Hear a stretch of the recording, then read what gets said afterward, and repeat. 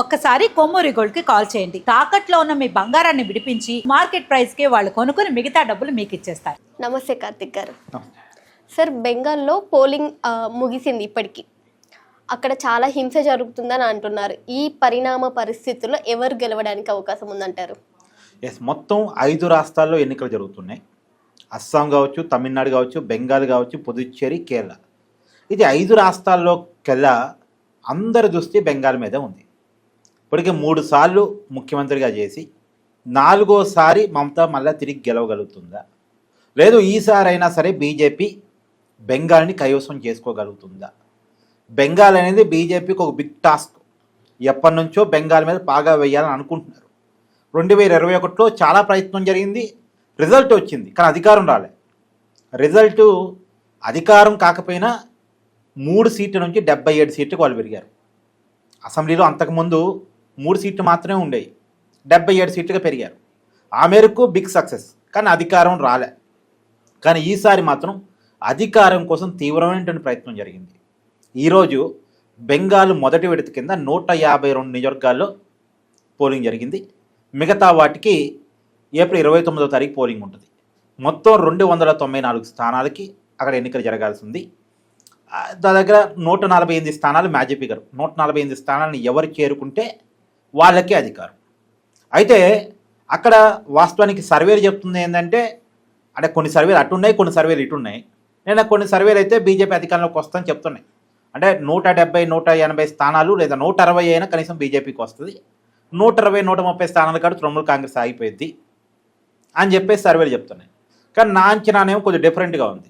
నేను వ్యక్తిగతంగా ఫీల్ అయ్యేది ఏంటంటే, తృణమూల్ కాంగ్రెస్ 160, 170 స్థానాలు కొట్టేసిద్ది, బీజేపీ 120, 130 కాడికి వచ్చి ఆగిపోవచ్చు అనేది. కాకపోతే బీజేపీ యొక్క కాన్ఫిడెన్స్ ఏంటంటే, పోయినసారి 2021 ఎన్నికల్లో ఒక 40 స్థానాల్లో 10,000 లోపు ఓడిపోయిన స్థానాలు ఉన్నాయి. అంటే తృణమూల్ కాంగ్రెస్ కేవలం 10,000 ఓట్ల మెజార్టీతో లేదా అంతకన్నా తక్కువ ఓట్ల మెజార్టీతో గెలిచిన స్థానం 40 ఉన్నాయి. ఆ 40 స్థానాల మీద విపరీతమైన ఫోకస్ పెట్టింది సార్ బీజేపీ. ఆ 40 స్థానాల్లో వాళ్ళకు అంటే తృణమూల్ కాంగ్రెస్ ఓట్ బ్యాంక్ని ఒక 5-6 వేలు లాగేసుకుందంటే బీజేపీ, వీళ్ళకి 5-6 వేలు పెరుగుతాయి, వాళ్ళకి 5-6 వేలు తగ్గుతాయి. అప్పుడు వీళ్ళు ఎక్కువ సాధించినట్టు. ఇప్పుడు నీ చేతిలో 10 రూపాయలు ఉన్నాయి, నీ 10 రూపాయలు నా దగ్గర 5 రూపాయలే ఉన్నాయి. నీ దగ్గర ఉన్న 5 రూపాయలు లాగేసుకుని నా దగ్గర పెట్టేసుకుంటే నా ఎక్కువ ఉంటే నీ ఎక్కువ ఉంటాయా కదా? సో ఇదే ప్రయత్నం. ఇప్పుడు బీజేపీకి ఉన్న ఓట్లు బీజేపీకి, తృణమూల్ కాంగ్రెస్కి ఉన్న ఓట్లు తృణమూల్ కాంగ్రెస్వి. ఆ తృణమూల్ కాంగ్రెస్ ఓట్ల నుంచి ఒక 6,000 బీజేపీ లాగేసుకుంది అంటే ఇప్పుడు బీజేపీ ఓట్లు పెద్దగా అవుతాయి కదా, బీజేపీ గెలవడానికి అవకాశం ఉంటుంది కదా. ఈ ప్రయత్నంలోనే చాలా పకడ్బందీగా ప్లాన్ చేసుకొని పనిచేశారు.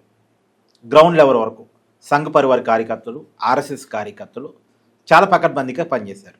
నిజానికి వాళ్ళు పోయినసారి బీజేపీకి తృణమూల్ కాంగ్రెస్ మధ్య 10% ఓట్ బ్యాంక్ తేడా ఉంది. స్టేట్ వైడ్గా చూసినప్పుడు 10% ఓట్ బ్యాంక్ తేడా ఉంది. ఒక 5% ఓట్ బ్యాంక్నైనా తృణమూల్ కాంగ్రెస్ నుంచి బీజేపీ వైపు లాక్కోగలిగితే బీజేపీదే అధికారం. సో 10% ఓట్ బ్యాంక్ని అటు ఇటు మ్యానిపులేట్ చేయడం మాకు పెద్ద విషయం కాదు అనేది బీజేపీ నమ్మకం. ఎందుకంటే బీజేపీ గతంలో అన్ని రాష్ట్రాల్లో గెలిచింది. బీజేపీ ఇలా దేశంలో ఎంత బలమైన శక్తిగా ఉందో నీకు తెలుసు. కాబట్టి బీజేపీ ఏమైనా చేయగల చాణక్యం వాళ్ళకు ఉంది. కాబట్టి వాళ్ళ కాన్ఫిడెన్స్ ఉంది. అరౌండ్ వాళ్ళ వర్క్ కూడా ఆ రకంగా ఉంది. ఎగ్జాంపుల్ నాన్న, ఒక నియోజకవర్గంలో ఒక 250, 300 పోలింగ్ బూత్లు ఉన్నాయనుకో, ఒక్కొక్క పోలింగ్ బూత్కి ఇన్ఛార్జీని పెట్టుకున్నారు. ప్రతి ఇన్ఛార్జ్కి ఇచ్చిన టార్గెట్ ఏంటంటే, బీజేపీకి ఉన్నటువంటి సాంప్రదాయ vote bank, anti Trinamool Congress vote bank కాకుండా తృణమూల్ కాంగ్రెస్ ఓట్ బ్యాంకు కనీసం ఒక్కొక్క ఇన్ఛార్జి 30 ఓట్లు లాగాలి, కొత్త ఓట్లు. అటు పడతాయి అనుకున్న ఓట్లు ఇటు లాగాలి. లాగినప్పుడు 30x300 పోలింగ్ బూత్లో ఉన్న ఇన్ఛార్జీలు 30x300 ఎంత? 9,000 అంతే కదా. అంటే 9,000 ఓట్ బ్యాంక్ ప్రతి నియోజకవర్గంలో మ్యానిపులేట్ చేయగలిగితే, అంటే తృణమూల్ కాంగ్రెస్ పడే ఓట్లని బీజేపీ వైపు పడేసుకోగలిగితే ఆటోమేటిక్గా బీజేపీకి కనీసం ఒక 40-50 స్థానాలు అన్న అంచనాకు మించి, సర్వేల అంచనాకు మించి వస్తాయి. అప్పుడు ఏమైంది, ఈ 120, 130 బీజేపీకి వస్తాయి అనుకున్నాయేమో 160, 170కి వెళ్ళిపోతే వాళ్ళకి తగ్గుతాయి. కాబట్టి వాళ్ళు 120, 130లో పడిపోతారు. అంటే ఏం లేదు, ఇక లాజిక్ ఏంటంటే, తృణమూల్ కాంగ్రెస్ ఎంత ఆధిక్యంలో ఉంది మ్యాజిక్ ఫిగర్ కంటే ఒక 20-30 ఆధిక్యంలో ఉంది. ఆ 20-30 స్థానాల మందం వాళ్ళవి బీజేపీ లాగేసుకోగలిగితే బీజేపీ మ్యాజిక్ ఫిగర్ చేరిద్ది, తృణమూల్ కాంగ్రెస్ మ్యాజిక్ ఫిగర్ కంటే తగ్గిద్ది, బీజేపీ చేతిలోకి అధికారం వస్తుంది.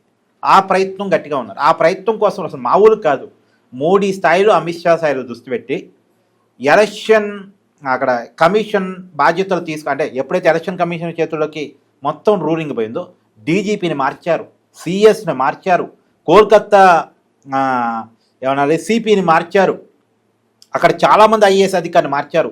ఎవరు మమతాకు అనుకూలంగా ఉంటారనుకుంటే వాళ్ళందరినీ టార్గెట్ చేసి వాళ్ళని పక్కన పెట్టారు.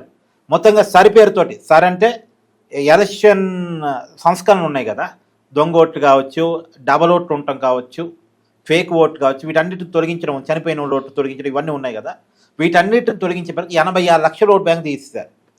ఇప్పుడు తృణమూల్ కాంగ్రెస్ వాదన ఏంది, 86 లక్షల ఓట్లు తొలగించినవన్నీ దాదాపు మావే ఓటు బ్యాంక్ అని.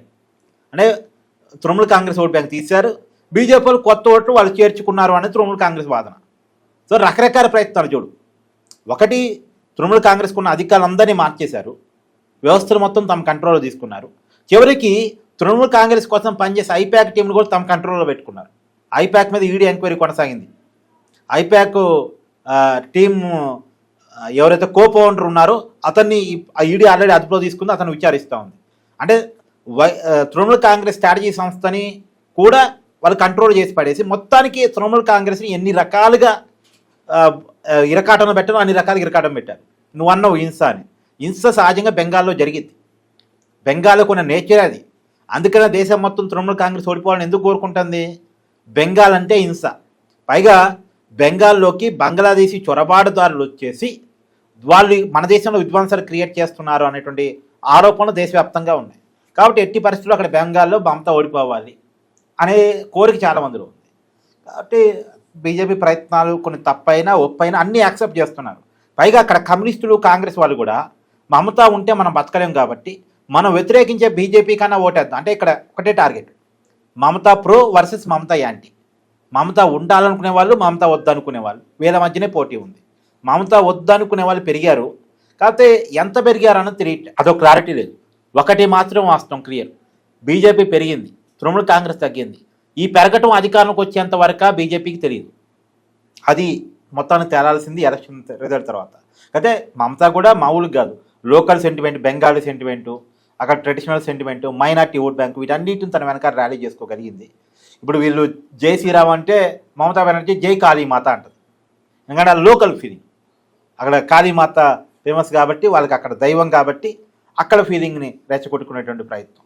సో మొత్తానికి మమతా కూడా ఎత్తుగడ్డ గట్టినేసింది. బట్ నాకు నచ్చిన అయితే మమతా కొద్దిలోనైనా సరే తన అధికారం నిలబెట్టుకోగలదు అనేది ఉంది, చూడాలి ఏమైంది. Thank you sir.